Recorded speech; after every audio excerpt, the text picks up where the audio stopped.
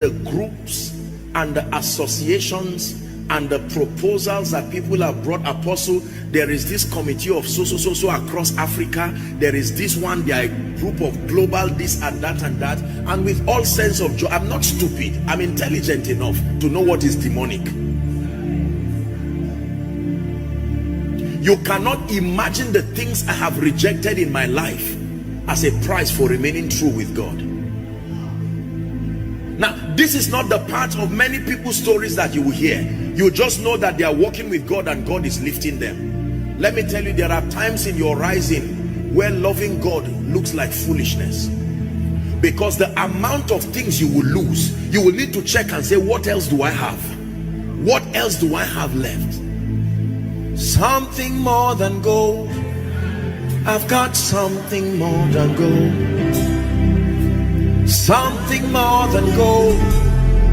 I've got something more than gold. If all I have is Jesus, I've got something more than gold. I will tell it to the world, Jesus is more than gold. See, one of the deception of greatness is the presence of many material things. Material things have such jealousy, they will fight your loyalty for God. Let that car arrive and you will see how much your heart was connected to it.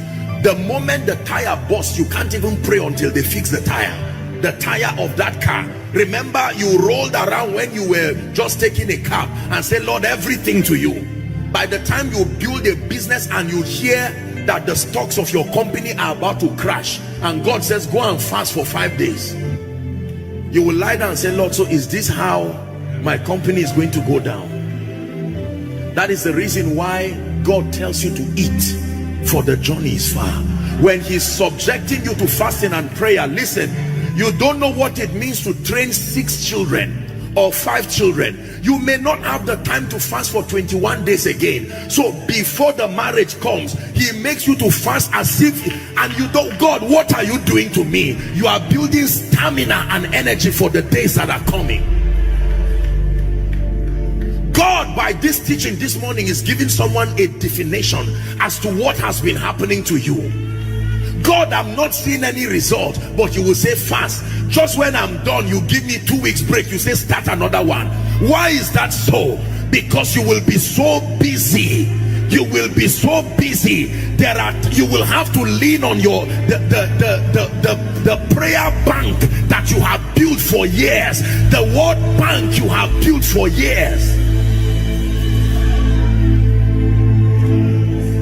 Hear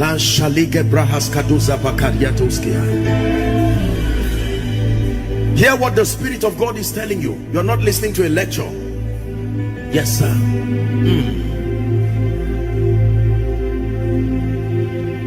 There are some of you, because of the kind of wealth that God is going to be committing to you, the nature of your training will almost frustrate you. You will find out that you are wealthy, you are earning a salary of 200,000, and God can say so everything. You know why? Because compared to what is coming in the future, what you are saving is nonsense. God is using what you have to keep training you. Lord, what is this now? You told me to sow 200,000 and then my arrears just came. You are saying sow it again. It does not make sense. It will make sense when $1 billion come. That training will make sense when you become a captain over conglomerate, and God will say, so for this mission field, you have been trained already. Listen now. God is training you to be a prophet, and in the process of knowing him, he will allow you to make certain mistakes deliberately. You will stand in the midst of people and say, who is John here? And there is nobody who is John. And truly you believe that you had that name John. It will sting your ego so that pride will die.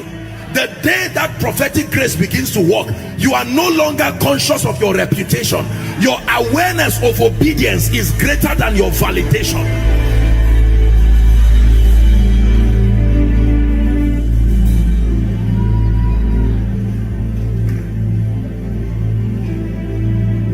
Can I tell you the truth? Treasure your scars. They will be the anchors for your remaining in the future. Treasure your scars. When we get to heaven today,